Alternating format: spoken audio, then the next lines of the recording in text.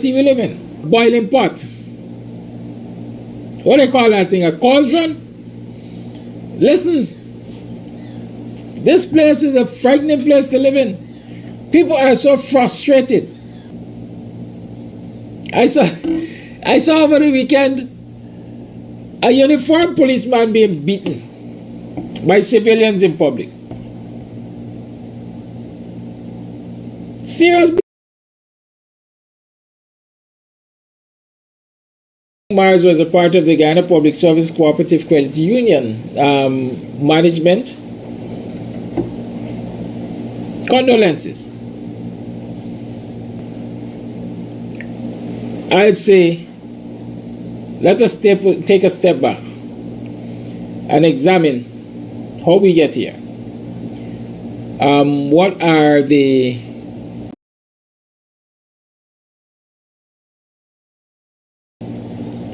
is going to get dangerous by the day. If you think it bad right now, continue to sit on your laurels and pray that it gets better. Right? If you think it bad right now, continue to sit on your hands. Leave it up to the politicians and it's going to get nice and good. How you been over the weekend? How you been? Did you get some? Right? People in apartheid Ghana. The PPP must be removed by all means necessary. Did I say all or any? By any means necessary, the PPP must be removed from office. Because we want better in this country.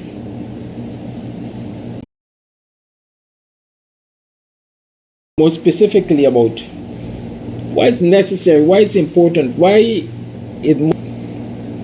We got to see the back of the PPP. Because they're not good for this country. Chat and so on.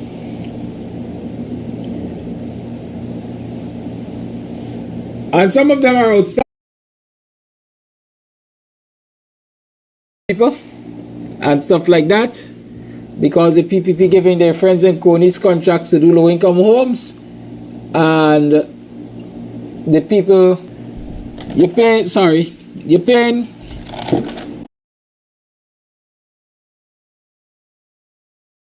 a cubby hole. But the representatives and friends of the PPP are coming on this program to tell us that we don't like the fact. To them, they're trying to explain to me how it is you're improving my life or the lives of families. It's not valued at all, is already disintegrating. So not only do they have to find money to pay their monthly installment, mortgage payments, but they have to find money to fix and maintain, improving their lives, their livelihood. Tell me. How is it? How is your offer of help?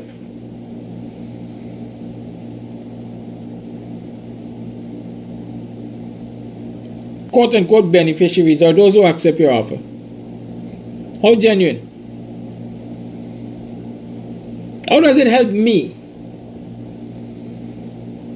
Right? Dennis McKenzie is telling us that a $4 million loan, you will be paying $30,000 for 20 years.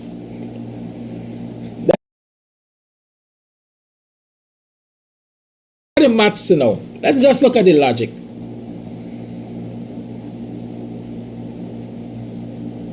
For $30,000, a family might be able to get a home to rent, depending on which part of the country they live, comfortably for that $30,000.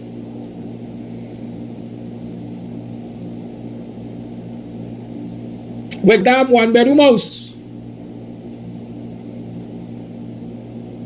It is nothing else but a one-bedroom house for $7+ million, or whatever calculation it comes down to at the end of the day. This is not much to me this morning.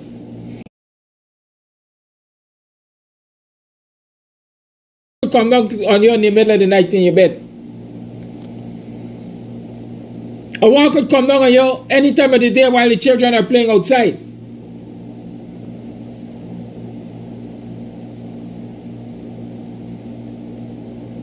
Not only because the walls can fall. When you're forcing 6 and 7 and 8 of us to live in a little thing like that, because that is how we were living, causing us to all kinds of social ills and so on. But these warnings don't recognize that country enjoying their political patrimony. Because I think David Amsterdam was the first person who asked me Friday, name the schemes at the AP and UFC. Honest person, you know. I don't ever tell a lie for nobody. If I don't know, I don't know. If I research it, I was, hey, I don't know because I didn't pay attention. I'm not the archives. I don't have to walk around with that kind of. He came up here again this morning, name the schemes. Again, I don't know, I can't remember. I see people are naming places like of my contention. If you're talking about schemes and quality of schemes, check from the Forbes Warnum, they come all along. And I put my head on a block.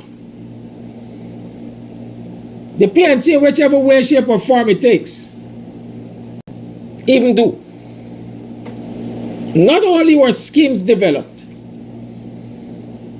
housing areas, but infrastructure, at a time when Guyana did not have access to the kind of financial resources that it has now.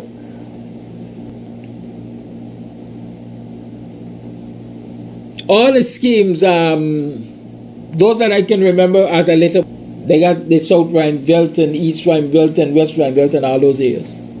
Check them. The layout superior to what the PPP is giving Guyanese right now. Their infrastructure superior to what the PPP is giving Guyanese right now. Even in those times, was far superior to what Guyanese are. Let history be your teacher. And if you want something to compare with what was there as an example. Because your past is... And so if the PPP was looking, if the PPP were looking for ideas as... But to follow those examples mean that you have to love people. You have to love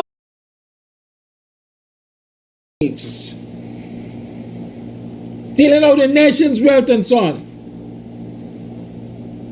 When the nation have no real wealth or capital access, they have done tremendously more and PPP of current. But yet we have people coming and giving us the impression, and many of them who are coming here and saying that will not want that for themselves. They won't want it for themselves, nor their relatives. Who would? And coercion comes in. And misdirection, all the others in the PPP are doing to people in this country, especially the Indo-Guyanese. The Indo-Guyanese, for the greater part, take what is, they lead them into a ditch. And they're going to that ditch willingly. And they're suffering that ditch in silence. You think give them a chance, give them a fair chance, give them a choice. 16 for $7+ million. You think any of them will accept that? No. But what the government has done to them, in the spirit, their whole income land, especially. We will give it to you if you take it with a turnkey house. You will get it faster if you take it with a turnkey house. And not only low income lands, But if you want a plot of land, if you want an allocation from the Ministry of Housing, you're likely to be allocated faster if you agree to take one of the turnkey homes with it. Why? Because when you take the turnkey homes with it, they get the opportunity to rip you off. Because their friends and their cronies, their relatives and friends and families and favorites, in most instances, are either the contractors who are building those homes, or they have a system in place to collect kickbacks from those contractors who are building those homes. Y'all understand what I'm saying? If I am selling you a plot of land only, I can only that plot of land with a home on it, a turnkey house. Then the contractor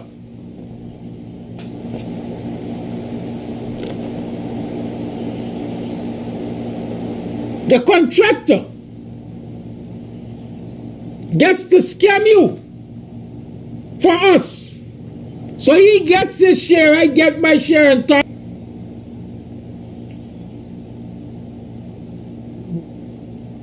And before you even complete payment with repair costs.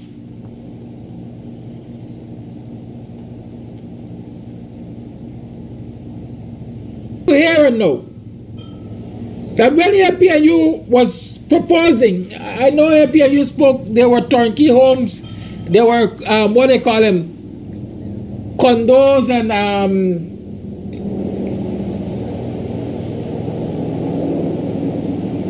shared units. I'm trying to remember the correct names. But look at the quality. Look at the quality for the price.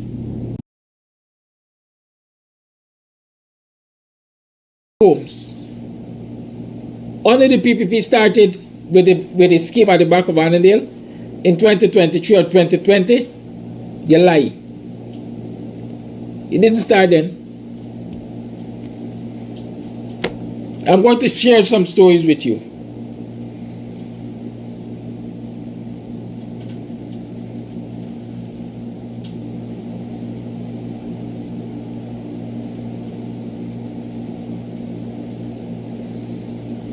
Here is a headline.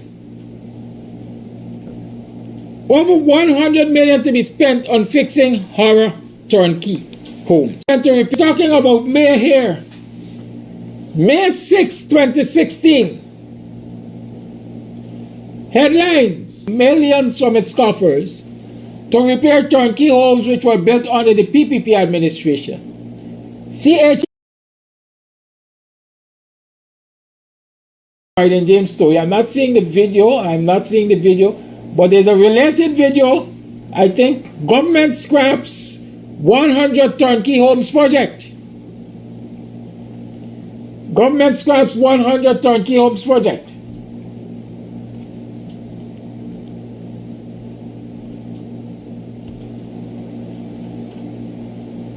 That's to tell you that, because elections were in March, I think.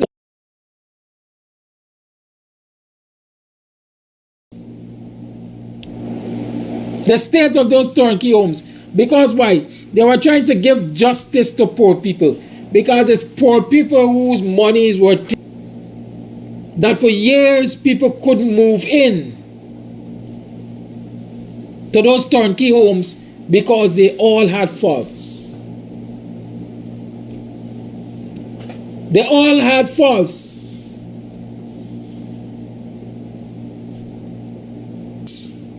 $100 turnkey homes project, and that is October 4, 2016. So in May, they said they had to spend hundreds of millions. Police officers who were promised turnkey homes at Providence and Perseverance by the Housing Ministry had to get their keys by mid-December.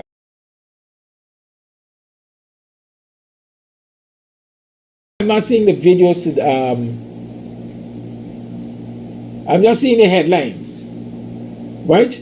I'm just seeing the headlines. But again, these headlines are telling you what the story was. 1 year after the coalition went into office, hundreds of millions of dollars to fix turnkey homes in office. More specifically, the Minister of Housing at that time was a man with 19 fraud charges. And all of them came from the housing sector. Can you imagine that? Can you remember that? The man now sitting in this country as president.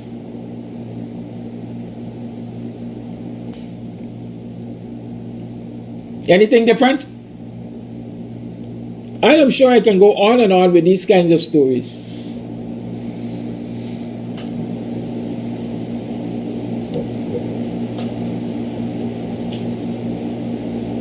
And we are still trying to justify, we still have people trying to justify. Listen to me. The misbehavior, because that's what I want to call it, misbehavior of PPP in the housing sector.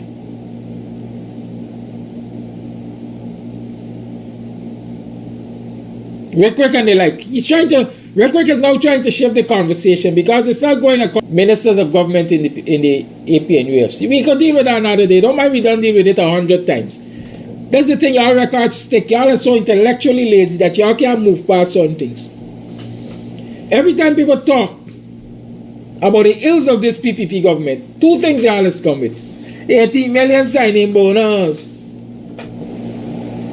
50% increase of ministers. But when you're confronted with that, are we as a people going to ever move forward if people continuously defend the wrongs of government because the majority of the people in government look like them? Are we ever going to move forward? Every time you talk about the wickedness of the PPP government against poor people here, APNU they do it, PNC they do it. What different PNC do, what different APNU do? Wrong is wrong. Wrong is wrong. If it was wrong under the PPP, it is wrong under the PNC. It will be wrong under any other political party.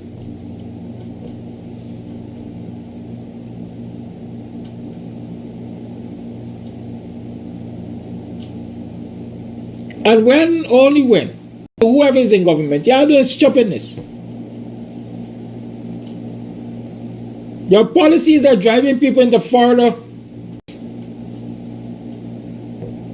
You got to do with a state of even intellectually lazy is overused to every citizen in this country, more particularly African Guyanese citizens. Does it strike you as strange that even people looking like those who are in government in the PPP is mistreating when it comes to the low-income homes? They really do not care who's next they have to stand on, so long as they can.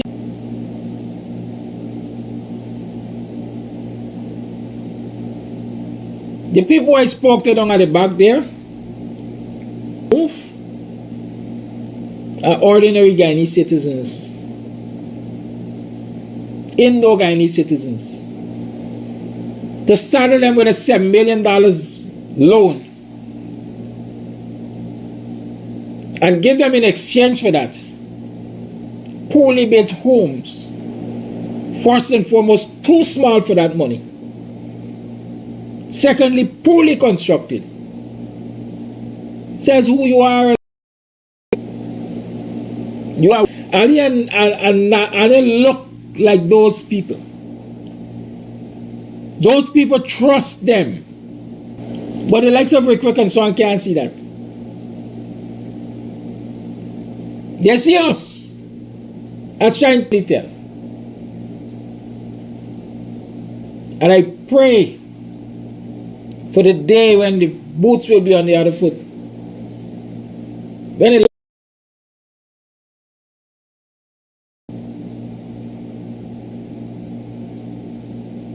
There's Glenn balling every day in his publications. Every day Glenn balling against the PPP, cussing them out. Glenn was one who was supporting them.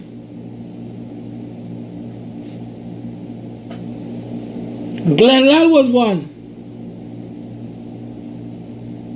who gave the impression that the PPP can do no, supported them to the hilt in the 2020 elections standoff. This man, David Hines, Lincoln Lewis, get rid of all of them. Burn bridges against the PPP. Why? He suddenly wake up and realize that the PPP ain't good for Guyana? Or his price wasn't right? Or his price is not right?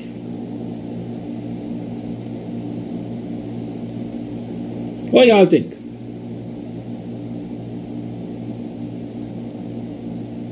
I personally only believe that the PPP is not good for Guyana, and I've been holding it for quite a while, and I've been giving you the evidence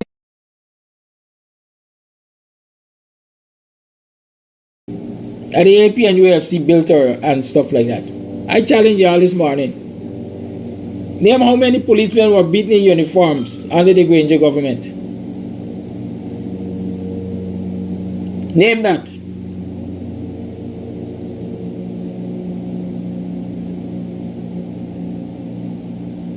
Simple test of law and order. Name that. How many police ranks in and out of uniform were beaten under the coalition government? Number Dam, Sparnam police station had his minibus shot up. 2 men in a vehicle pulled up alongside him and attempted to out his light in the direction of the Sparnam police station. Somewhere around Sheriff Street, I think this happened. Every time the PPP is in power, what dominates this land is lawlessness and fear. How can they be good for the Guyanese citizens?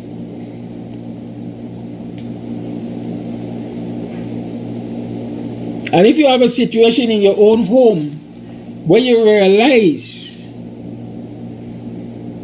that something is not good for your well-being, what do? You get rid of it. Why do you think old people say 2 men can't live in one house? They say 2 men can't live in one house because at some point in time in the home, especially if they have different point of view on certain issues. And so when son is old enough to challenge the father's thinking, they come to the conclusion, well, boy, you getting too big for your shoes. 2 men can't live in one house. It's time for you to go. Go build your own home. Because this is mine. That is what you do for peace and growth and peace of mind. And so it follows naturally of their behavior. Citizens are not getting peace and peace of mind, and citizens are not getting the opportunity to grow to their fullest potential. You have to get rid of them. How is it Guyanese can live here as athletes, for example, Jamaica, Trinidad, Barbados, and become outstanding? Because government and social conditions in those places are certainly favorable. Can't achieve these things. That alone shows that the problem is not with the individual, the problem is with the government and the systems they have in place. And so if you have a government that is inimical to the growth and development of citizens and the nation as a whole, you have to get rid of them by any means necessary.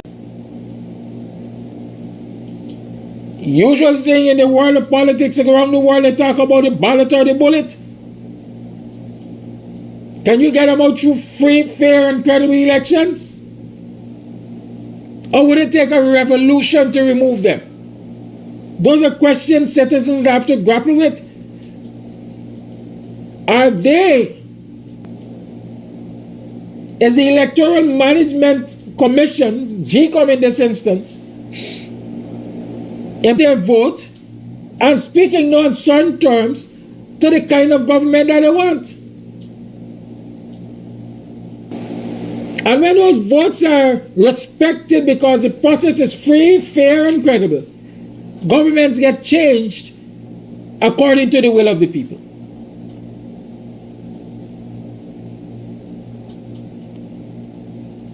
So when you have a situation here that GCOM is not doing what it is supposed to do to guarantee citizens free, fair, and credible elections, then what other options citizens have?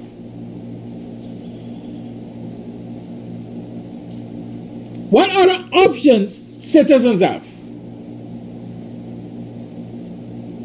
To take to the streets and demand free, fair, and credible elections to starters.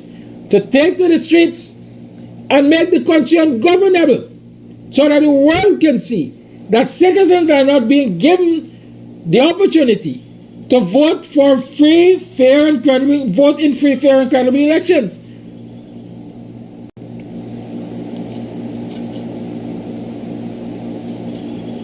So we have a responsibility to remove this government by any means necessary. What are your means available? That is what you have to analyze. We as a people recognize that the ills of the PPP is not only going to affect Guyanese. African Guyanese are at the worst receiving end.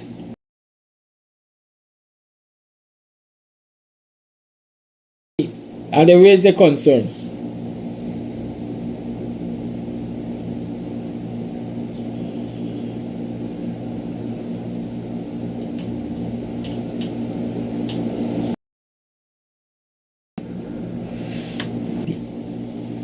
Or do they expect better will come under the likes of Anil and Ali?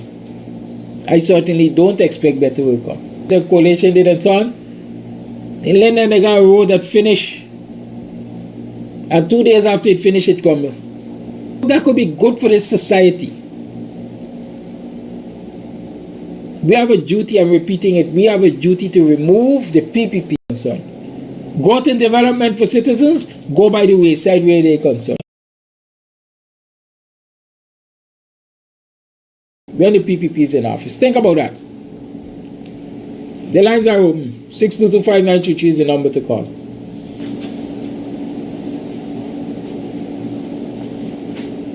Six two two 593 is the number to call. You tune to the Guyanese Morning Time.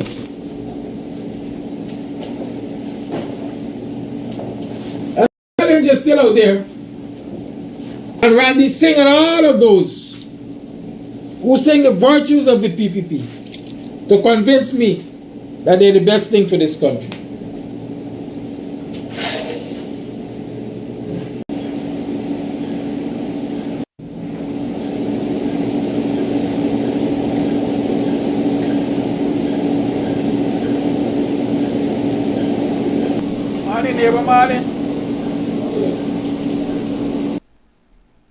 Morning, neighbor, morning.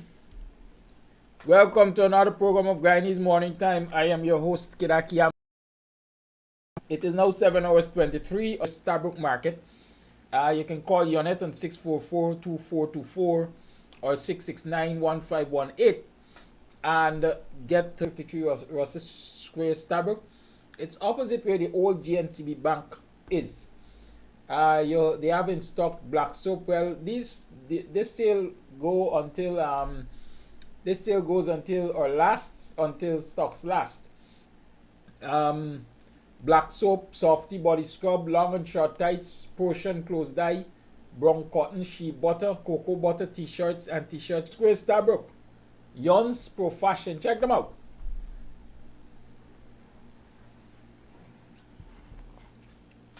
Remember the Mango Girls? Yeah, the Mango Girls. Yeah, the Mango Girls got their carnival coming up in Buxton. Youngsters, I have to get the accurate date for that one. And then the Lees and Bornets and There's a family reunion. The relatives and friends and bloodline of Hector MacDonald Lee, Esquire, right? They have their family reunion coming up, and as part of the family reunion, there is place in this month. I'm giving you the date. On Independence Day, that's the 26th of May, the Ali's and Lee's family reunion from 11 o'clock sharp. It's a 3-course meal, and you can pay $1,500 for your tickets. You can get fish, chicken, or pork. If you want for June, and June is going to tell you more about the Ali and Lee family reunion. So if you are a member of this family, an offspring of the Ali's or Lee's, and you haven't heard of this family reunion, you can call June on 622 on 220-8467, and she'll be able to give you more information on that also. Right? It's now 26 minutes past the 7 o'clock hour. As you recognize, I'm coming on at a time when you would consider me late, but of course you know that send fight. But what do you do except fight? If you don't fight, you don't survive. You have to fight till the fight. Because if you're not prepared to fight, then you're going to find yourself in a situation where people are going to walk all over you. Right? And you certainly don't want people walking all over you. Because by the time you catch yourself, you're going to be mashed up. Good for nothing. Good?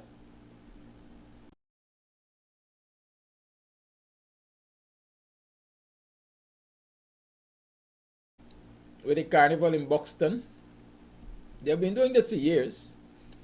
They've been doing this for years. As a matter of fact, anyhow, let me not get into the politics of that. Because my understanding is that they were good. But nevertheless, on the 19th, they have the Juve. And on the 21st, they have the carnival. So you're encouraged to support them. There are a lot of freeness out there that you can get. In terms of cost. July, make it a date and don't be late. Do not forget that date. Right? On the 12th of July, it's my official birth date. That's my official birth date. And for that, I'm going to be hosting children. I'm catering. I'm hoping to host about 100 children. And you are encouraged to bring out your young ones, 12 and younger, for a day of fun and frolic, big screen movie and ice cream and sweet treats and let's it's not ALI, it's ALLY, Ali, right? These are black Alis. Good. At one time, the St. Augustine's Anglican Church had a priest named Ali. What was his name? Father Ali. He was from Annandale South. He's relative to these same folks. Can't remember Fitzpatrick Ali, I think his name was. Right? I think he went away to Canada and died. On the 15th, we are going to, all the folks, adults, will have our little bacchanal. We are going to have a dinner and dance, 3-course dinner and dance. We are going to have a live band in the process of dinner will be served, and the cost for that is $10,000. And then additionally, those of you who want table specials, you have Hennessy.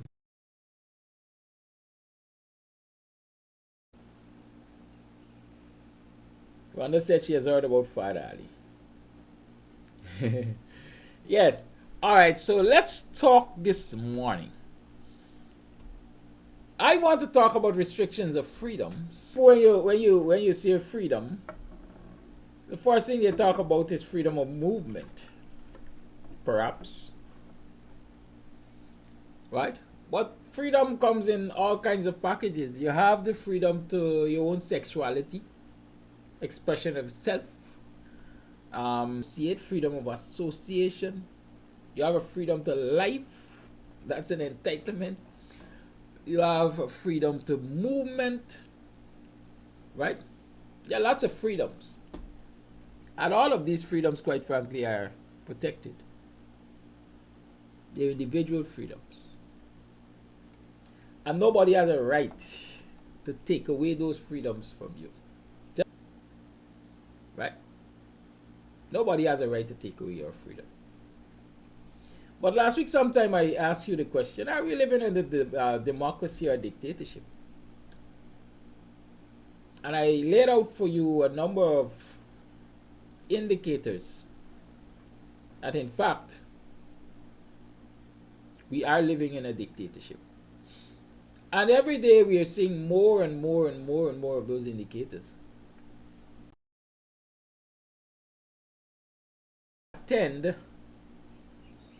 longer you take to attend to a problem, the harder it becomes to fix. In human terms, the longer you take to attend to sickness or an injury, the worse it becomes and the more difficult to correct. And so, the longer we sit down as citizens and watch our country, dependent on who is looking from where, become a dictatorship,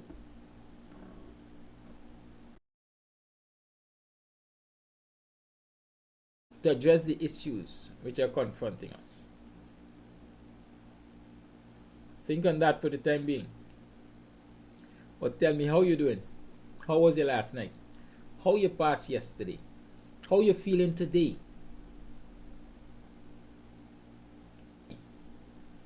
Don't give up on hope. Right? But how hopeful you are that this place is going to become better over time and in the shortest possible time. How hopeful are you feeling today that these people who are sitting in government are capable of turning around this society and making it a better place in less than have shown to Guyanese how much improved their lives can be.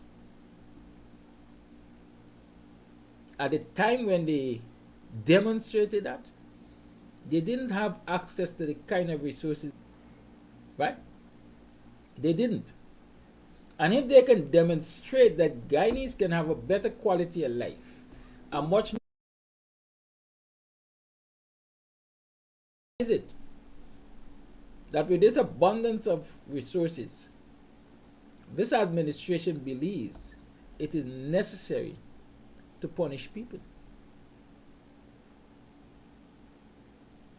Punish people. A crime. People are punished because, for example, they exercise the right, the freedom of association. I am free to associate with whom I want. I am free economically. I am free to associate with whom I want. Or like Jack Hughes, they end up in Jack Hughes' black book. Why should we sit back and allow our...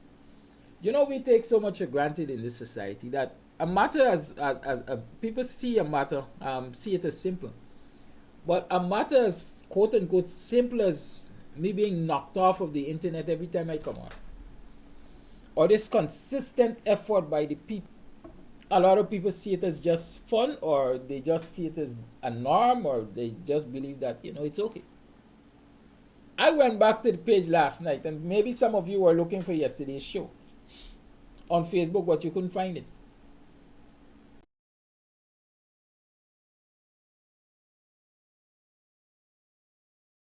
Lo and behold, I checked my email, or no, I checked Facebook notification.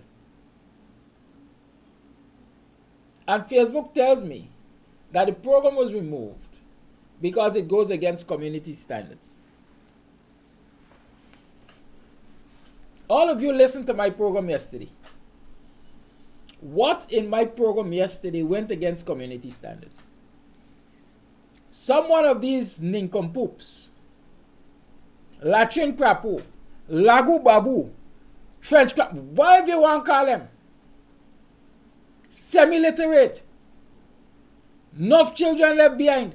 Some one of these idiots who insist on promoting wicked and vindictive, racist and corrupt opinion by the facts that I presented yesterday. That's an attack on my freedom. I have a right. I have a right to my opinions. So even if you don't agree with them, suck it up. The Jamaicans say, suck your mama. Suck it up. But no, psychologically affected, traumatized, and run to Facebook to complain that Mr. Amsterdam program crass. Early morning crass.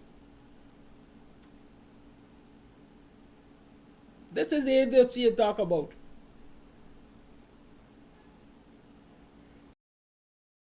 See how many of your family members benefited from the $80 million.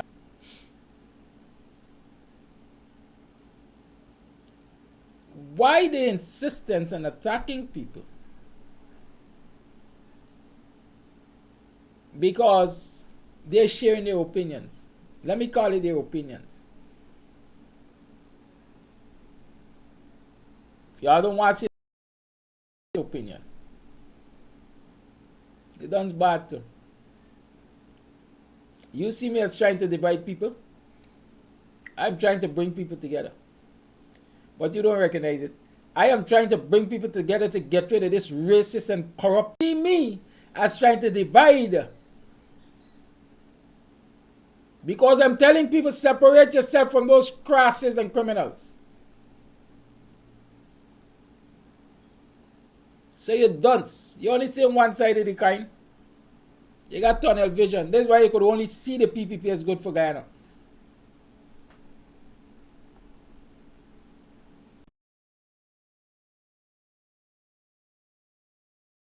Country must wait for the improvement in our lives.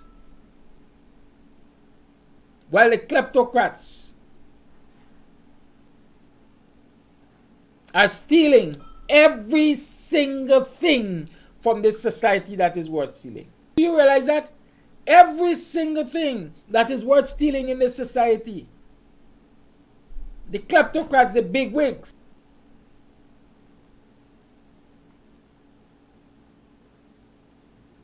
But we must sit back, like I said, the jackasses, and allow them to ride our backs and ride away with the loot.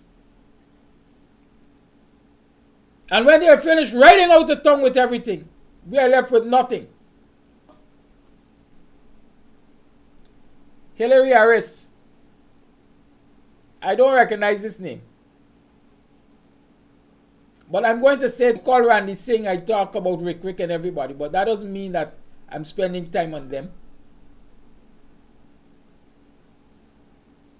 The names I call, listen to what we talk about.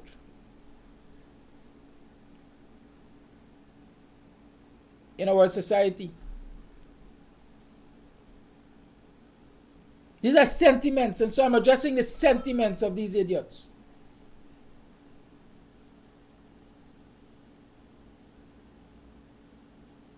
I got some more for address. I don't know who's running this thing, and I really don't care.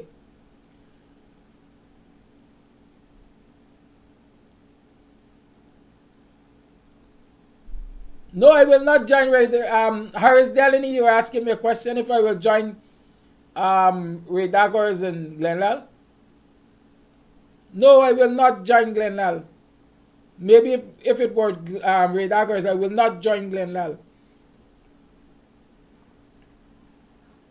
Glenlal's agenda is not pro and y'all think I'm attacking Glenlal. But y'all check the history. Y'all want to talk with Glenlal? For God's sake, y'all left me alone. Right? How many of you know the name Riascan? Riaz Khan is Glenn Lall's brother. Y'all know him?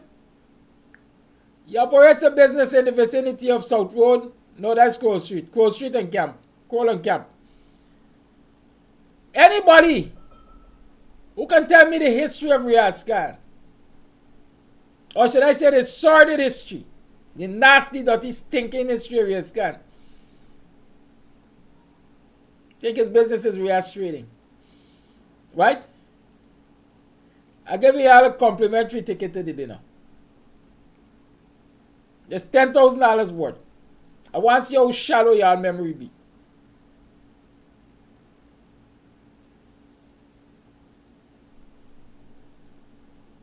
Right? I want to see how shallow your memory be. Anybody who could come up with that information that I'm looking for. Right? Glenn Lall's agenda is not a national one. The nation might eventually benefit.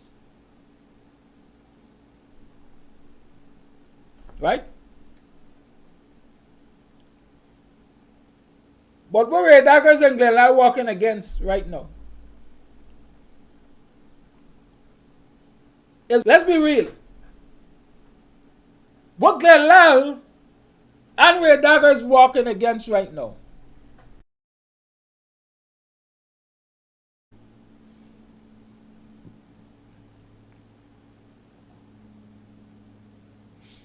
Supported their installation into government. So much so that he dismissed Adam Harris. He get rid of David Hines. He get rid of them.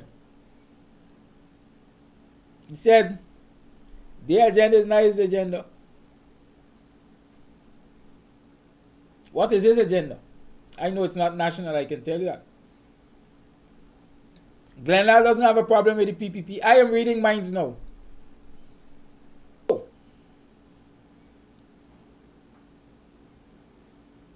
Because Jaguar stands in the way, perhaps, of what Glenn Lall would like to have access to.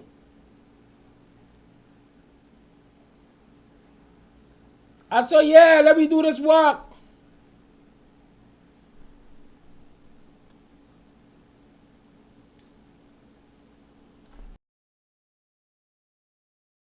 We are involved in that long walk. How many Indo-Guyanese are involved in that long walk?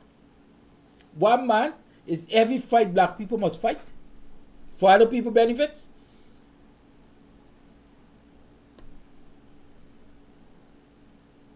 Right? Every fight for betterment, black people must fight it. In most instances, fight alone.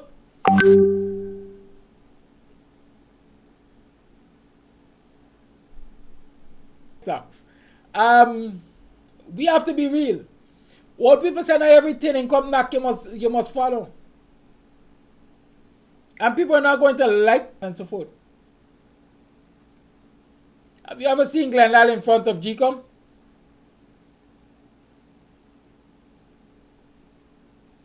Has any of and somebody gonna tell me I allow Harris Dillon or whoever to distract me, but no. Stay with the message. The dictatorship in this country. That is his newspaper and that is his radio. Does he use it for that purpose? I'll be the judge. And the way the PPPs behave. Glenn Lall's newspaper doesn't carry it. It has not been carrying it for decades. So Glenn Lall want to fight for Ireland, we must join him. The same Glenn Lall that was championing the cause of the corrupt elections to the PPP and fired columnists from his newspaper that they were supporting.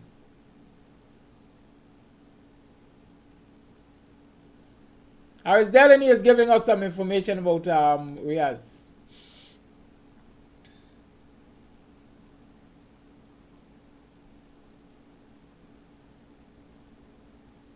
Is it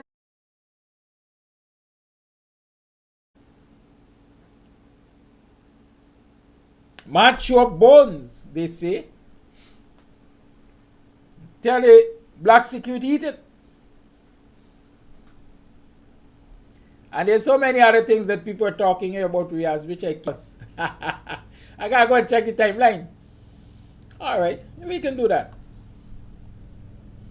Right? These are things you must not forget.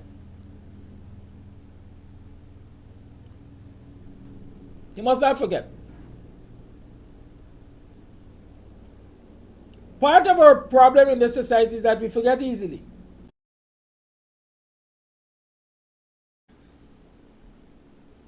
We forget to teach our young people. And once we forget,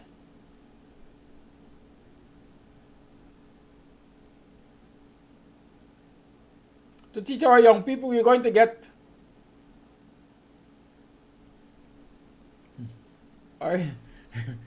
right? I want to address one of them. Somebody asked me yesterday morning, and I said to y'all, I like where y'all on this program because y'all is giving me guidance. Somebody asked me yesterday morning, or mentioned that they're praising the PPP on the Chronicle front page. Where you check and see where Nacho?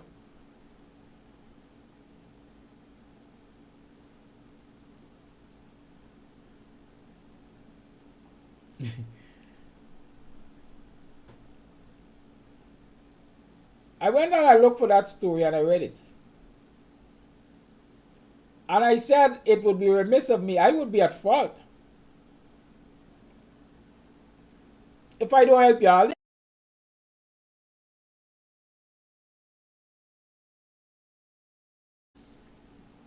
They got some serious race issues in this country people don't like to address, you know.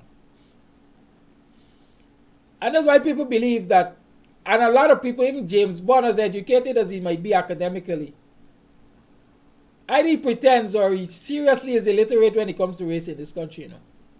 Because they tell you there's no race problem. But you check it.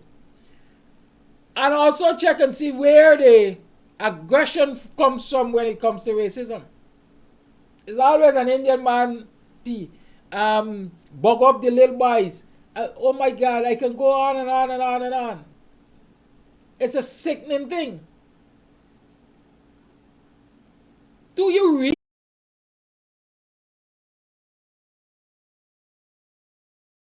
Do you read it? I laugh nowadays because I usually say, as a youngster growing, them little parangi boys would shiver. They didn't talk to a black sister hard.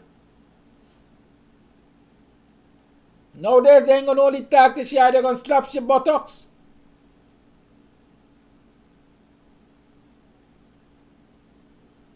Right?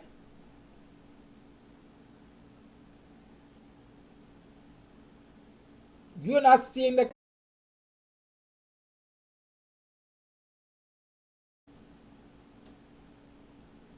anyhow.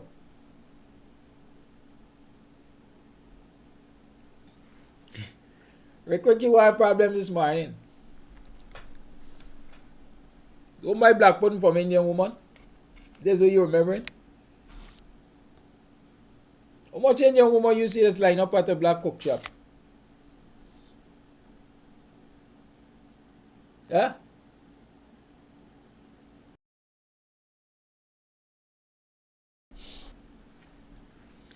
So y'all raised this issue yesterday. And I went and searched this story because I'm like that. Left behind. As an educator, I don't like to be left behind because I got to share with people. And so I got to be in the know. We're playing picture study. Show and tell.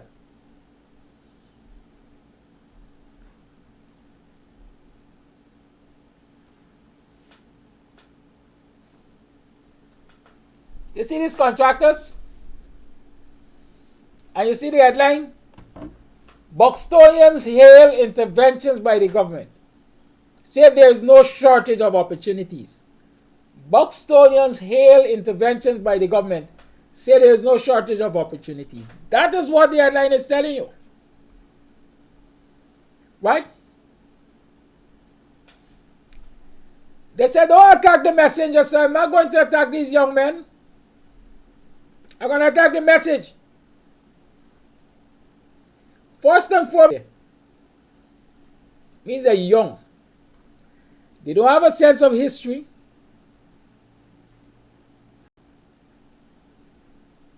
Because 23 years ago, or roughly 20 years ago in the 2000s when the PPP had madness happening in Buxton, many of them were still in the cradle now, or just growing up.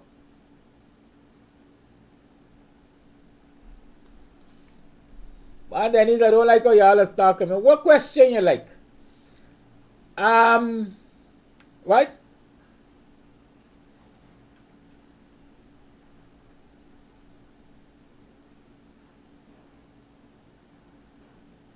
Yes. A lot of them were just out of the cradle. Are playing forgetful or they simply dunce. Right?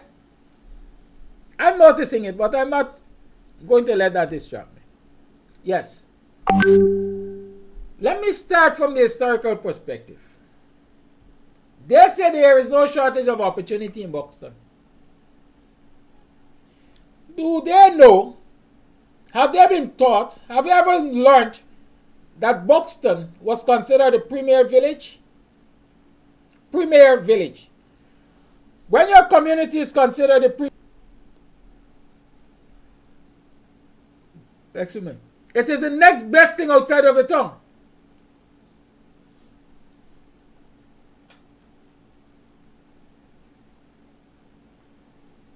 Buxton was the next best thing outside of the town. The only thing Buxton lacked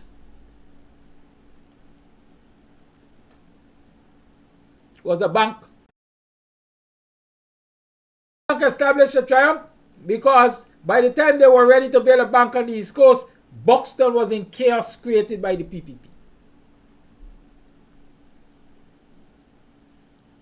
And so Buxtonians were robbed of opportunities then, and they're being robbed of opportunities now. Buxton had a trade school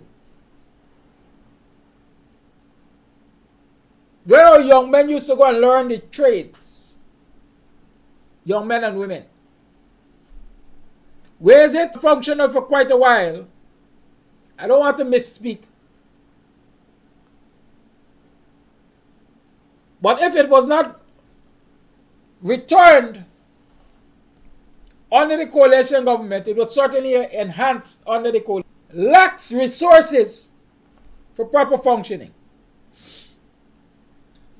And so even now our generations are being robbed of opportunities.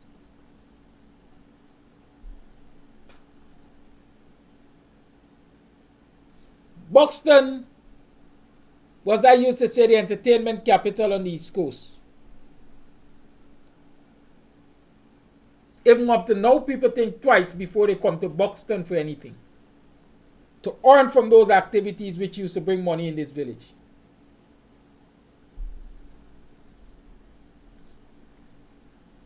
Those of you who are party animals, as we like to say, would know that every Friday night on the Buxton line top, traffic couldn't pass with a number of people who used to occupy that line top bacchanal every Friday night.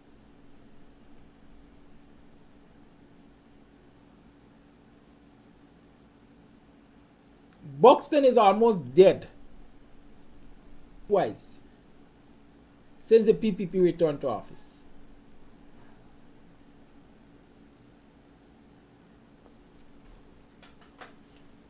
These contractors, there are 5 of them on the screen.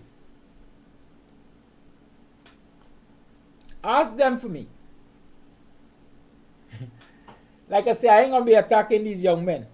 They got a right to eat their bread. But what they don't have a right to do is misrepresent what Buxton is and what is happening in Buxton. Ask them for the most part if any of them to tender, open tenders, like every big Indian businessman or every Indian contractor. Ask them if they were given the opportunity for open tenders, or they were simply called and say, sign this contract for this job and that job and the other job, this small job and that small job and the other small job. And so since they are not allowed to play in the major leagues, they are being robbed of opportunities. Their freedoms are being restricted. But let me read their stories, and as I read their stories, I will tell you some things. And first and foremost, and agree to sing the PPP songs so that they can get pittances. Before I read the story, I want to go to a picture photograph. In this story that is waxing lyrical about the good of the PPP in Buxton, the only thing they can show that they consider good are the bridges. Remember the bridge?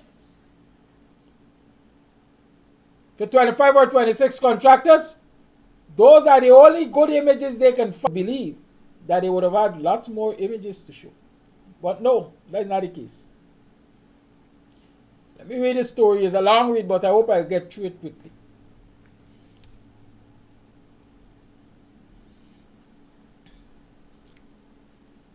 Buxtonians hail and key interventions by the government in the community of Buxton, East Coast, Demerara have restored hope to residents who have capitalized on various opportunities to improve their lives. We have always lived in hope.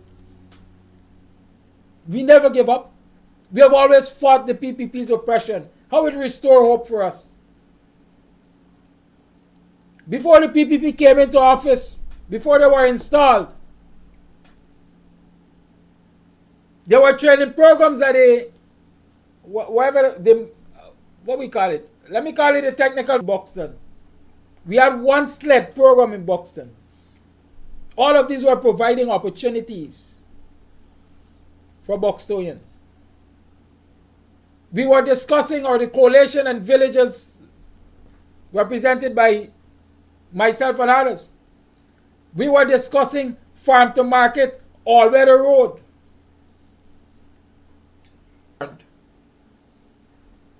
Right? I don't know that they have returned hope to the community. The Sunday Chronicle was able to observe the ongoing work and the result of social and economic. His life changed after his company was contracted by the government to construct a bridge in the community. Although his business was already established, the contract allowed Hamilton to reach new heights. Let's talk about that. Although his business was already established, he didn't wait on the PPP to establish his business. It was established. What hindered him was the fairness of opportunities. Because the PPP shut us out. When they open the door to let you in, it's not a favor they do you. They're now allowing you to enjoy your rights. So they restore hope. And then do you no favor. But like I said, we don't reason with our young people so they don't get the idea. Buxton and Buxtonians, quote, Buxton and Buxtonians were forsaken for a while now. Who forsook them? Forsaken by who? But Ifan has given us, as small contractors and young people of this village, hope. This was shown through the bridge initiative that was given to me and my fellow contractors. That is what this man is saying. Our families and all the people who were employed by us benefited from this. Everyone was able to put food on the table, and we cannot express fully how grateful we are to President Ali and his government, Hamilton said. So y'all stick with me.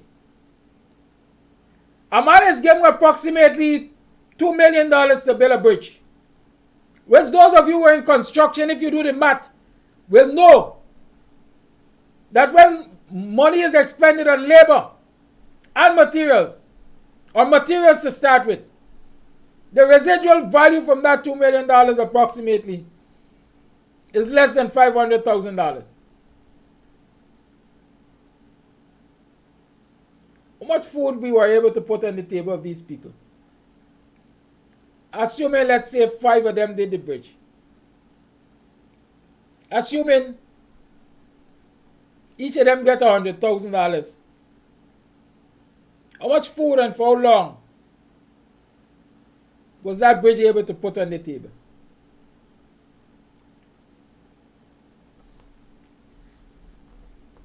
Look at the screen. See this photograph here? You see the photograph? This is a photograph of Valencia Willis, Gordon Willis, and their mother, Monica Alfonso. In the village, they are known as the Moshes. I rest my case. I will not say anything else. Who know them, know them.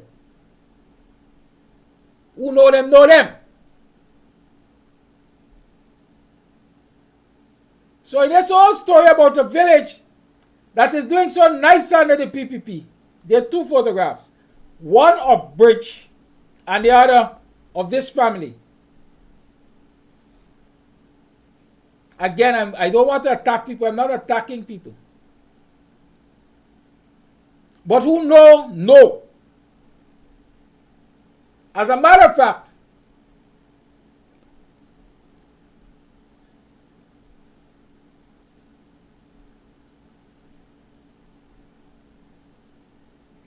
checking photographs of Charles Ramsey in Buxton.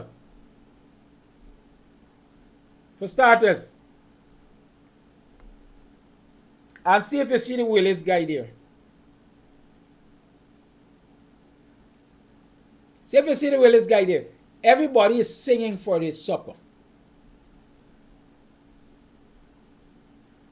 This story is about people singing for this supper. They're very grateful to you, Pranali. Essentially, with the award of those contracts, the government was able to change their lives. According to Hamilton, all we needed was for someone to believe in us and give us a chance to show that we are talented and skilled like the bigger contractors. Not everyone saw that in us, but the president and his government did. We know for a fact that our government is caring, and they show that by what they are doing for small businessmen like us. In the past, small businessmen felt as though they were neglected by the government, but things are different now, Hamilton admitted. We are not just hearing about what will happen, we are seeing the changes. And whoever says otherwise isn't being truthful. Of course, everything cannot be done at once for everyone, but we are all getting a piece of the pie. Come see for yourselves. Hamilton used the opportunity to encourage persons to visit the community and see for themselves the changes that are on the way and the advancements that have been made already. We all know where it was before, and look at where it is now under this administration. Let's not fool ourselves. We are seeing progress, not just hearing about it. And I want to encourage all Guyanese to forget about the noise that is being made around you about racism and other foolishness, he said, adding, wake up and make use of the opportunities that are in front of you. The government is helping you secure a job by providing training or any other support so that we can live a decent and happy life and provide for our families. He was adamant that the changes that are on the way prove that the government's agenda is not about race, but rather it is one that encompasses equal opportunities in development for all Guyanese. Yet when 26 of them were getting 26 bridges to do at an approximate $2 million each, one Indian contractor was doing a project east of where they are for $102 million or $152 million. One contractor was doing a bridge for that kind of money that 5 of them were doing bridges for. Right? Let's continue. We are not naive, and people are tired of the divide that some mischievous people are trying to portray about us. We have a government that is working with us, and we are willing to work with them in unity. The young people see clearly what is happening in the country, and they are all for positivity and betterment. Listen, I'm not even going to try to read more of this story. You know why? The language alone is not of the village man. And they're in quotation marks. So the report is saying that these words were uttered by this individual or these individuals. That's not a village people language. Y'all can't tell me otherwise. It's a publicity piece, but don't be surprised it's chronically coming from.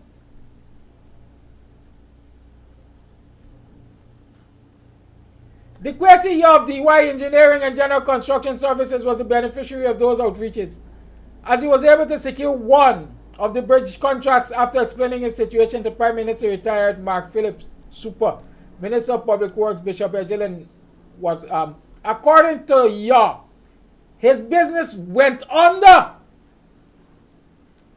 due to the pandemic and the lack of opportunities from the previous administration.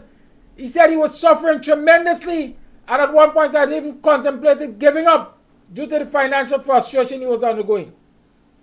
I didn't know what else to do or who to turn to, he said. But fortunately in 2022 there was a government outreach that was led by Prime Minister Phillips. After that outreach I explained my situation to him and he ensured that I met with Minister of Public Works Ejil and the Minister of Housing and Water, Colin Cole. I want to acknowledge and extend my personal thanks to these ministers. They helped me at a time when I needed it most, and I'm forever grateful. They told me that they would give me an opportunity as a contractor, and they delivered on that. I was given one of the bridges to build, and that gave me a start, and it gave the people who were employed an opportunity as well. Again, I said I am not attacking these young men. De Kwesi was a contractor before the PPP. De Kwesi benefited from contracts under the coalition. I challenge De Kwesi or anybody around De Kwesi to tell me otherwise.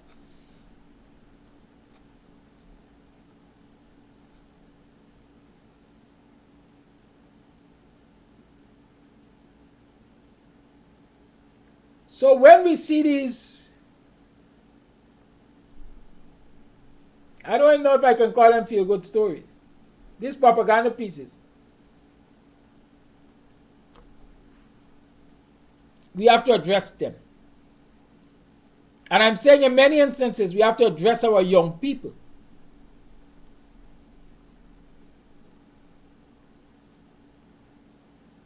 So they understand that the utterances, and I think they know that these utterances are not true. The development that is taking place, according to these 5 contractors in this village, so much development is taking place. But the only thing we can see,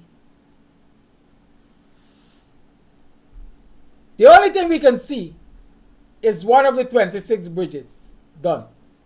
The other one is a family huddled together in front of a shop. Jenny's Booker, you know this family, girl? You know this family, girl? I don't want people to say I'm attacking them. I'm attacking their stories.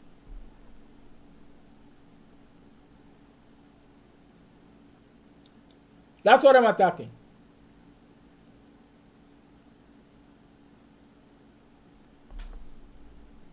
I don't even want to say that because I'm not in quote-unquote political power. And I've been influential recently in one of these very contractors getting a very sizable contract. Would that contractor come to the Guyana Chronicle or anywhere and say, Slam was instrumental in me getting this contract? And he's providing opportunities to the people who work with me. I'm desperate, so I won't ask him to do it, number one. I ain't got to prove to the world that I'm not racist, number 2. So I wouldn't ask him to come and tell lies, number 3. That is what the PPP is doing there. And come see. Don't take what we tell you, you come see. According to them, this is the words of one of the contractor. Don't be naive. Come see. Yeah, come see. Walk the village and see the state of the roads. Because they do bridges. Bridges are connected to roads. Come see the state of the roads or streets. When your roads and streets in your community are not well paved, they do not offer ready access to anybody who wants to come into your community to support it in terms of business. And so they're robbing you of opportunities. The people who live on the sideline, from the public road to the seawall, are robbed of opportunities. You know why? Nobody wants to come down that road. Club Twilight is down that same road. Club Twilight has one of the best facility in the community, but it is down sideline road. Nobody wants to go there. You call a taxi to pick you up or take you up that sideline dam. They will tell you that don't go up there. It means taxi drivers are robbed opportunities because they cannot maximize their income, because they have to refuse to take work, take jobs, take drops going up that road because of the state of it. There's several people with businesses up that road. There's a woman who does puri. People call her from all over the place, inquiring about her puri. They want to get puri from her. But when they come to the road, the problem is they ain't going down that road with a vehicle. Those are robbing people of opportunities.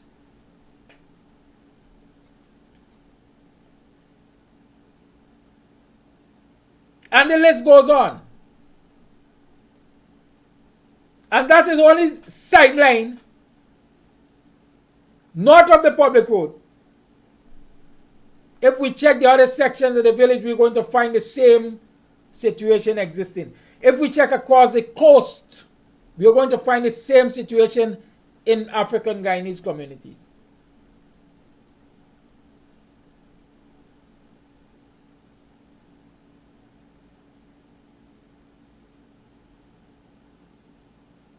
But if people will just read the Guyana Chronicle,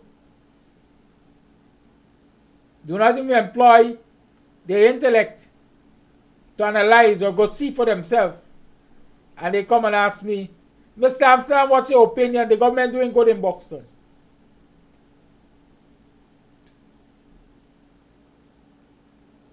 But hey, a spit's distance away, a stone's throw away, just across a little gutters we say in Annandale,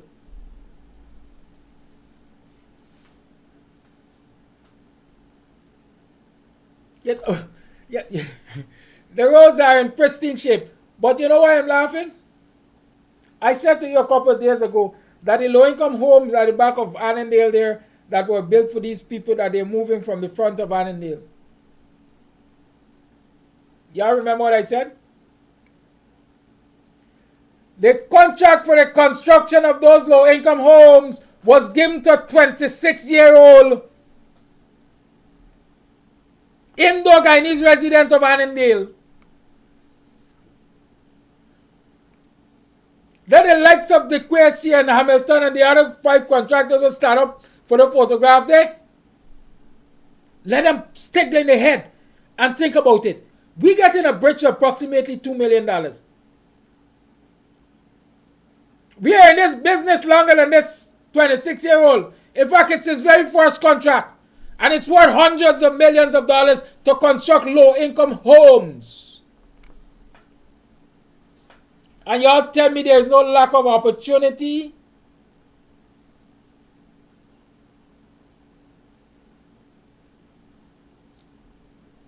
Y'all talk to me, I'm listening. I challenge any of them contractors that to call me this morning and tell me a lie. Or any of the PPP representatives. And I'm saying again, I'm not attacking them. They're young men.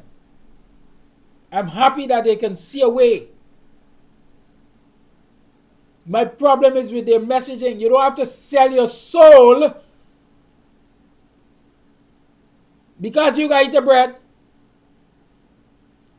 And the elders have to help them to understand that they ain't got to sell a soul to eat the bread. I tell you, all I got a registered contracting business since 2003 or thereabout. Or 1993, since Chetty was in power. Right? Registered Kams Universal Services. So this name you all see, it does always knock around the place, Kams and Kidams. Don't think it just come. I would love to do contracts. But not at the cost of my dignity. Not at the expense of my people. I didn't beg the coalition when they were in government, and I ain't gonna beg the PPP. I didn't sell my soul when the coalition was in government, and I ain't gonna sell it to the PPP. When I get contracts, if I get contracts, they will be justly earned. But we are different. I don't have to eat at all cost. Some people gotta eat at all cost. Restriction of freedom. The freedom to economic opportunities, the freedom to growth, the freedom to choose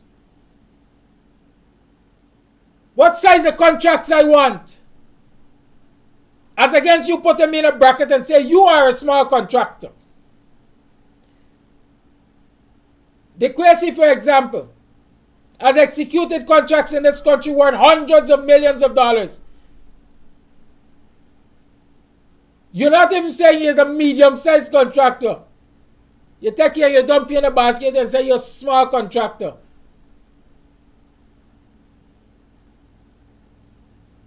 And he accepted because what? I gotta eat the bread. And when you eating the bread, Bobby, a 26-year-old first-time contractor get all the rest of the bread. And you're still stuck with the Bobby. You know the Bobby? The little wrong part that is dry out most part, when you bake the bread, the Antiguan bread especially, that's where you all hold it on put. That's what they put in that's what they put in the mouth to keep it quiet. They stop them in mouth to keep it quiet, and then they speak on our behalf. And say we say. And because we got a little Bobby bread in we mouth, we can't say nothing for ourselves. Because we think we the better off than him. Man, we get no Bobby bread. The lines are open 6225933 is the number to call. You tune to the guy in his morning time. I am the Buxtonian. Where the phone there? Don't know? I'm going to get the phone in there some way. The lines are open anyhow. Y'all could call or come in and get it. Y'all try that with them. They will, as I said, they will use one of us to say it is one of us, but some of us are getting used without him realizing. Lubricantless. You're getting assaulted.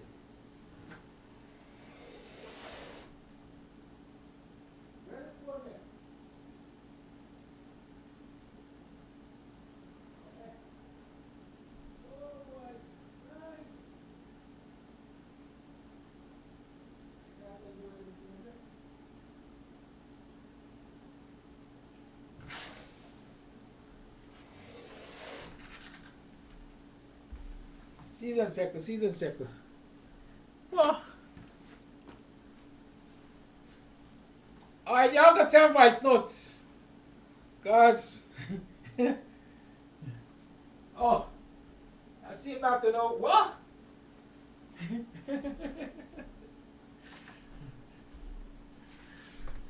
I play the drums in the meantime, man. Y'all bear with me.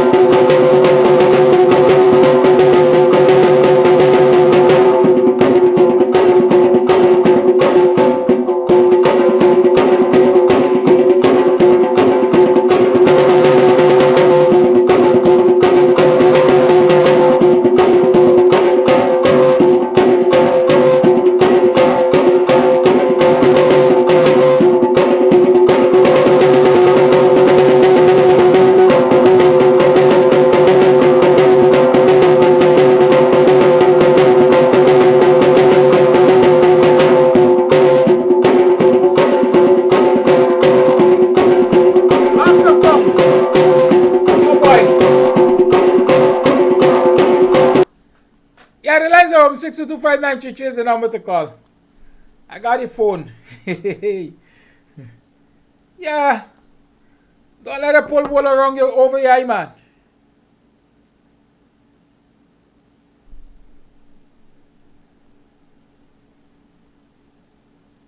Don't let it do it to we.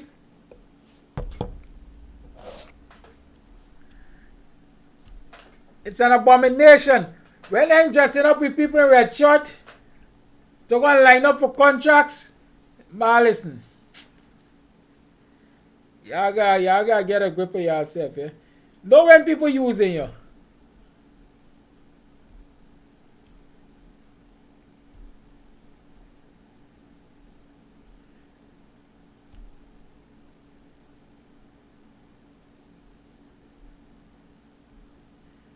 I see a voice note. Let's hope it's for y'all.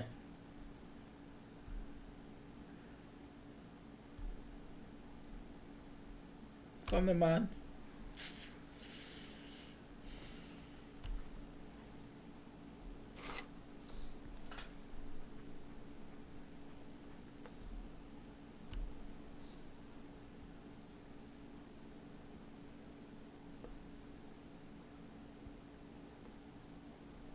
People, when you talk about real, scan when you chew the bone and give the little bite to eat. And all them people, when you talk about real, when the people nearly blow up in place.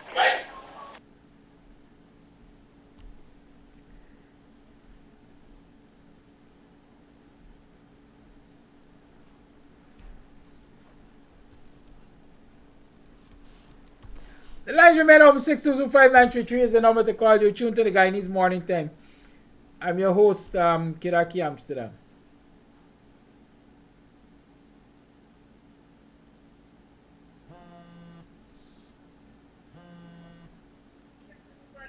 Call your live. Good morning. Hi, good morning, Kiraki. Hello? Good morning, caller.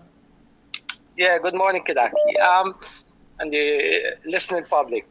Now, friend, a little from the point. I sent you a clip this morning about the Belgian Prime Minister, right? Just imagine a reporter, young reporter, asked her a couple of questions about climate change, and she took off on the reporter, right? But just to show, you know, she was telling the reporter that corruption, America got a lot of corruption and all them thing, corrupt practices and this other thing, right? But the guy from the African diaspora who is the boss here, right? She threw us under the bus. So I don't see what she's talking about corruption, and she is upholding an apartheid state in Guyana and a racist government who was installed, right? I hope that guy could come to Guyana or get some documentary about Guyana's politics. That's my contribution this morning. Thank you very much. Thank you for your call.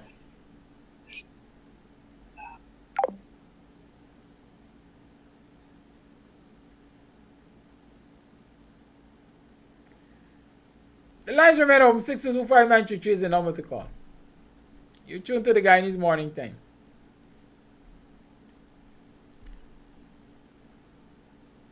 I'm trying to get something to load to show to you.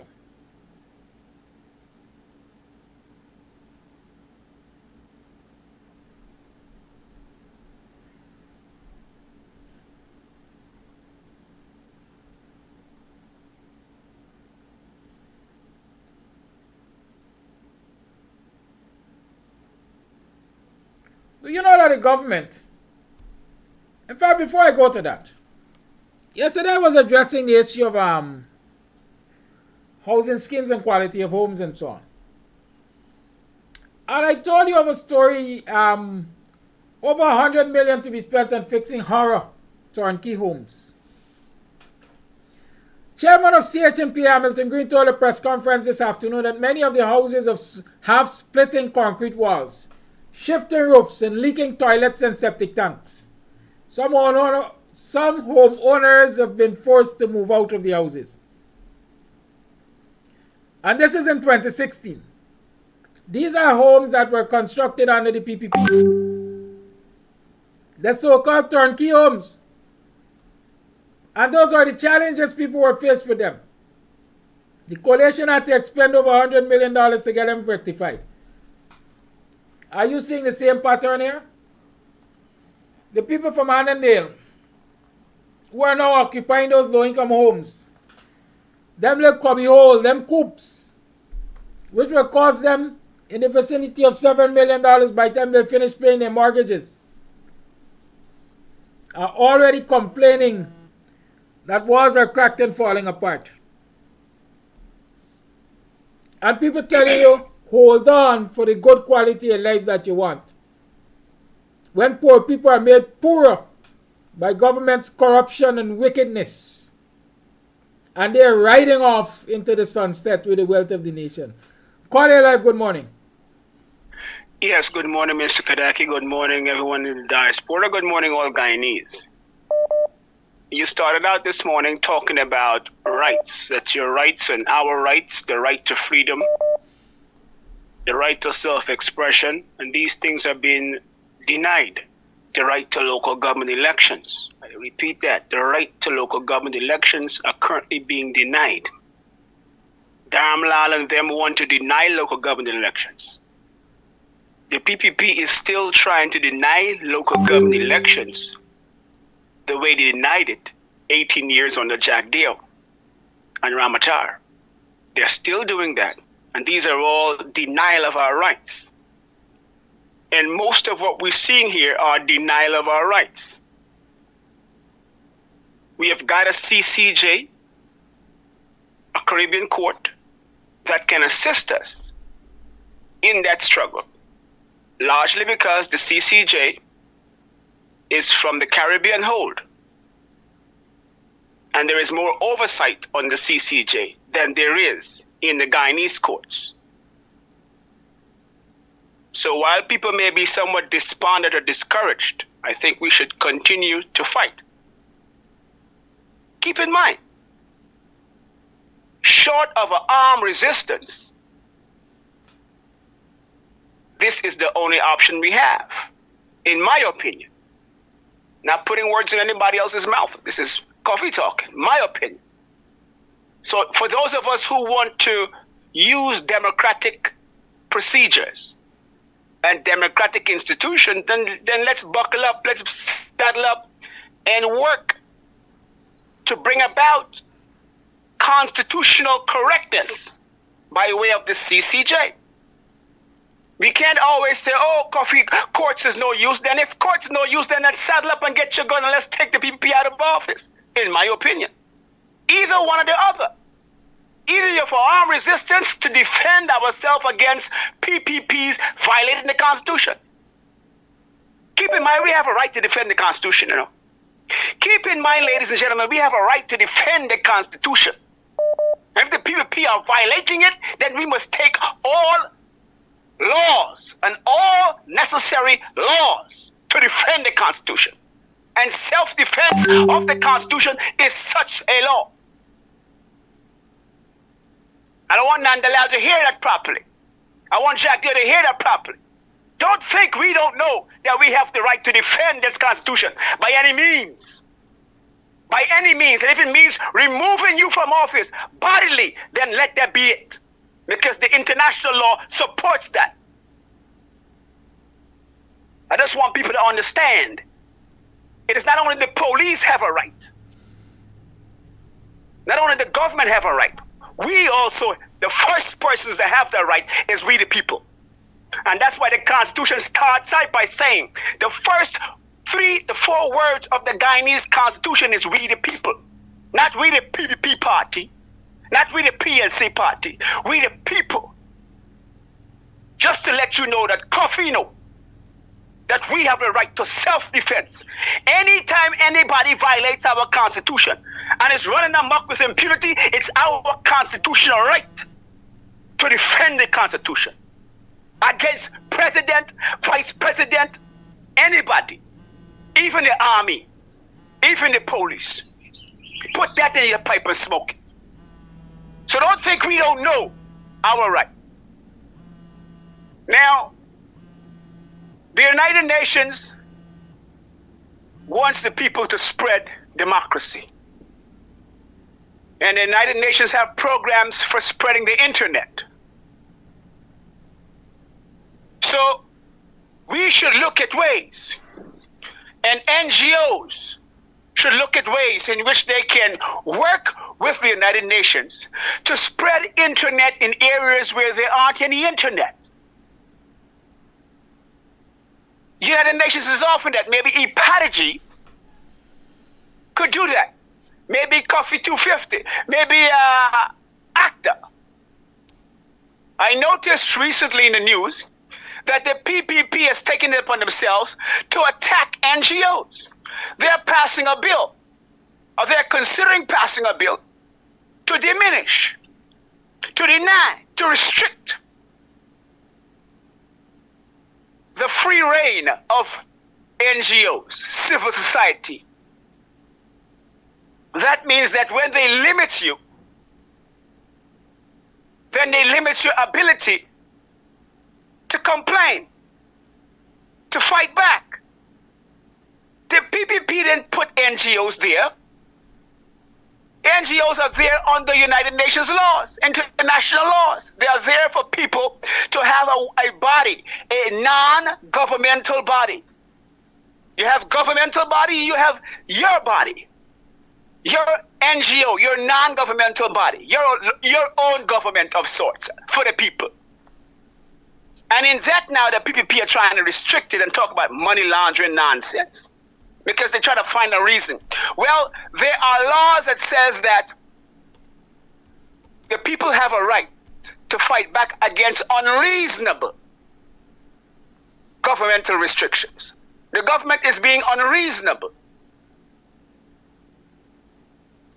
So I'm glad that Mr. Kadaki raised the point this morning about rights.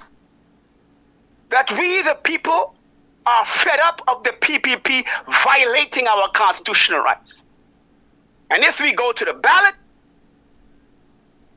or we take other means, such as armed resistance, and don't let nobody tell you Constitution and to protect violations as our human rights, constitutional rights, civil rights, religious rights, cultural rights. Once again, thank you for listening and consider what I said. Either the courts or some other way. Thank you for that call. We're going to talk about that NGO bill maybe tomorrow or definitely Friday. Tomorrow I am expecting Dr. Hines on. So long as he comes, we'll talk. And then maybe tomorrow morning or Friday we're going to talk about tomorrow. Thursday or Wednesday? Yeah, tomorrow is Wednesday. Right, so Thursday or Friday we're going to talk about that NGO bill. Full attack. Will not listen Miranda Brown. Miranda Brown tells us that every new building cracks when it is settling. How many of you agree with that? They're what we call airline fractures and they're deep fractures. Every building cracks when it is settling. Y'all tell me why.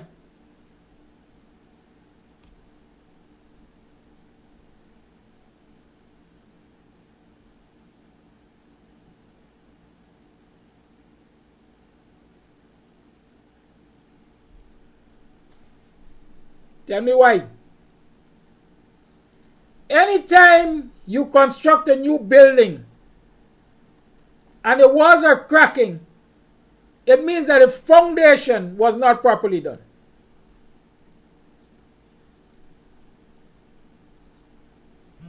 The foundation was not properly done. It was not allowed to settle. In most cases, people will tell you foundation must settle for 21 days, especially when you're talking cement work. Anytime the walls of your building is cracking, your foundation was not properly done. It was not either it was not allowed to settle, or it did not carry the correct reinforcements, steel, etc. So Miranda Brown, don't come here and talk crap. Call it life. Hold the line. Hold the line. I gotta get volume. Go ahead. Yes, you're correct. And don't forget one more thing you're missing. The mixture, the concrete mixture. Well, we know what I like to do with wrong, it. it will crack. We know what I like to do with it. Yes, enough stand there with cement. Good. Cause to talk about that. You see those metal houses that they build? Those metal things? Right?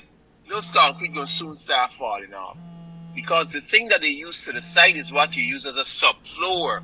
It's named epicore. And you use that as a subfloor to pour concrete and a horizontal. It's not done for vertical. Right? And the concrete will start falling off from those things too. Because as you and I know, you must have pins or pegs in there to hold that concrete in place. And that smooth surface, hell's no, it will never hold. Even on the floor, when you put it on the floor, it do have hairline fractures. But remember, that's just a subfloor, and over that is what you put tiles, wood floor, or whatever. So that nonsense that they building, we go see enough people walls falling off. Don't make them little children hit the wall, you know. The whole wall might come down. So the crap that they're building and calling it superior and first class, and they like to use the word state of the art. I don't know what art they're using. So that's my take. The art of deception. What Exactly. kind of art? Exactly. Yeah. Miranda tells me I must promote my contracting business rather than try to educate people. I lazy. I gal. You think intellectual work easy? Yeah? You think brain power easy? Carry life. Good morning. Good morning, Mr. Amsterdam. Yes. This is the woman they call you from Vigilance. The people they come back to go back into the yard.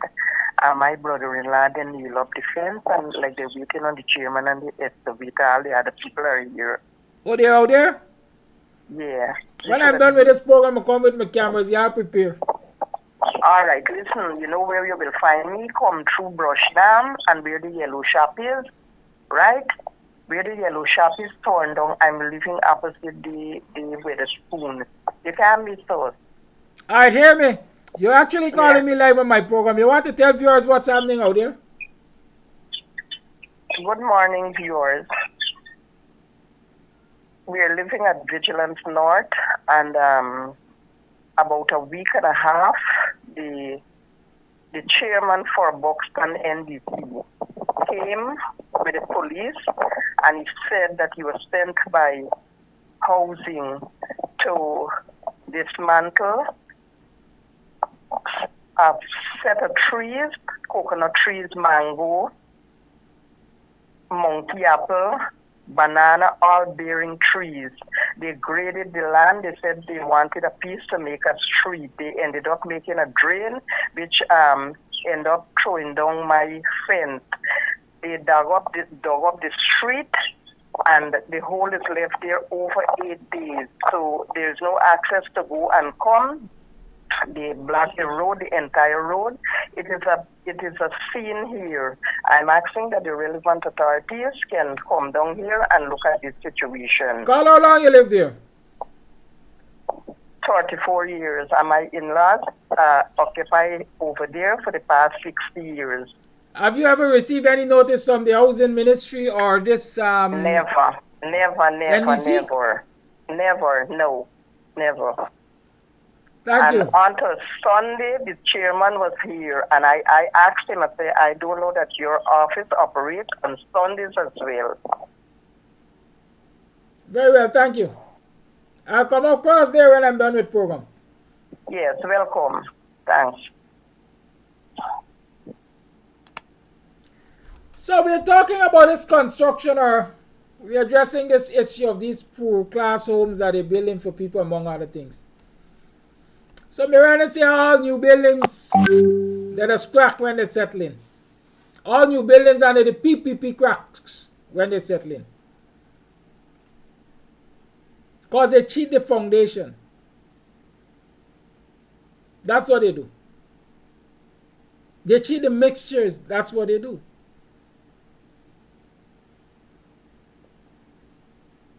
Okay? Don't come here and tell me stupidness.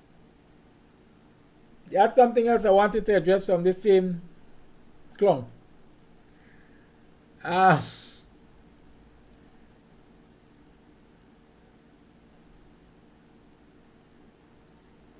me see for voice note. It's 5 minutes to the 9 o'clock hour.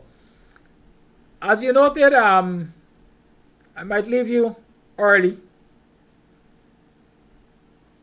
because I want to go and cover this matter. This person called me since I think Monday or Sunday, and I told him I'm going to go there and get it out. Right. In short, what this young lady who called just said is that, you know, they grade up everything, permanent crops, bearing crops, no notice to people who've been living there for 40 and 60 years and so on. Bullyism. That is what it is. Bullyism. There's no process, no procedure. So people don't know what to expect. You sleep, you wake up, you see people breaking down your property. You can't run to the courts most times, because it can take forever. By the time you get the courts to address your concern, they don't destroy you. Call it live. Good morning. Yeah, good morning. When you listen to the starting of the program, when you are speaking about what is happening in Buxton and how many of the persons now living in Buxton have suddenly become PPP, it is sad to know how people quickly forget what happens to them. I don't live in Buxton. I could remember the last time I visited your residence. You spoke about an incident about a bad road and going to some shop way down at the back of the village, that side of the village. And as I was sitting there waiting on you, somebody came up in a car and asked the directions. I said, I don't know because I don't live here.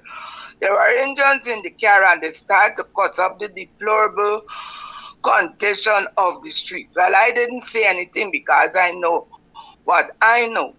Now, moving from that, where somebody did a big thing in the newspapers, how they get money, the bridges. I looked at a bridge that is for the burial ground, and I shudder to think that in this modern day, people would accept a wooden bridge to go into a place like a burial ground. And the narrowness of the bridge, you could see what you were saying wasn't lies. But these Africans, they are fickle, man. Them is black man with low mentality. So the smallest crumb that the PPP will throw at them, they would go up as though it's the best choice, steak cut from the best part of the cow and the different things. Now we have that same problem in Denham still. And I wish you could come and visit it, because when you come, you go know what you want and what you don't want. They took over the Denham Cell Community Center from the management committee, claiming they would have been spending $10 million. Kadaki, I want you to come and see the $10 million that have been spent on the Denham Cell Community Center. But when they were backing up on the community center, probably looking to lay claim, I made certain I rest on a block that I let the entire world know that the community center land was private owned by private people and given as a donation to the village. And at any time should they have not have complied with what was supposed to be complied with, the land could have been taken back by the owners. Anyway, when they realized that they were not able, because I understand slingers had the eyes on the ground, after they were not able to get the ground, they decided to destroy the ground. So right now, I don't think first class football could be played on the Denham Still ground. Why? They put up a concrete for their basketball court close up on the goal post. So if you footballers, when you kick, sometimes into the thing was of a substandard quality. Hence, that concrete work is no good. Atrocities. You repair a building for so many $1 million. You got dangling gutters, dangling pipes from the gutters. You still got hole in the roof, and the list goes on. Well, they decided to do street and as. Thank you for your call, Rondo. It's a minute past 9 o'clock now. It's time for me to go. Well, I guess y'all get the picture. Y'all understand what's happening. Miranda Brown girl, stick to what you know, yeah? You're about blogging and talking foolishness with the PPP, do though. Don't come tell me otherwise. We know what we're about. I mean, this know what this about. Right? We're not intellectually lazy. We're not. So where you coming? Ensure you're coming straight. Don't come meandering, Miranda. Final call for the day. Good morning. Morning, Kadaki, and morning, Guyana. It is upsetting, again, what I'm hearing. The racists install mafia PPP. And I would like to know, what does those so-called folks, Rick, and the others, Miranda, what do they have to say about these things? All they're bringing up is a whole bunch of nothing. But how do Guyana expect to progress when you have no accountability? They come, dig up, tell you nothing, and we expect Guyana to be, what is it they call, the next Dubai? What a bunch of hogwash. It is ridiculous that bridges that are looking like that. It is ridiculous. I just can't believe it. And then we have idiots for our people declaring the racist PPP as good for Guyana, and oh, they're getting help. Are we just that stupid that we just a little something to give us and be happy? Come on, African people. I mean, we just continue to display our stupidity day in and day out. And my last thing is, since we get sense, we just get in sentence. That's my take. Thank you for your call. Come on, Rampasad said maybe it's 1 or 2 buildings get rejected because they didn't get proper engineers. Come on, Rampasad. You don't spend $100 million to fix 1 or 2 buildings. Have a good day. Goodbye. You're just proving ignorance. Bye-bye. See y'all tomorrow. Join Politics 101 tonight for another program.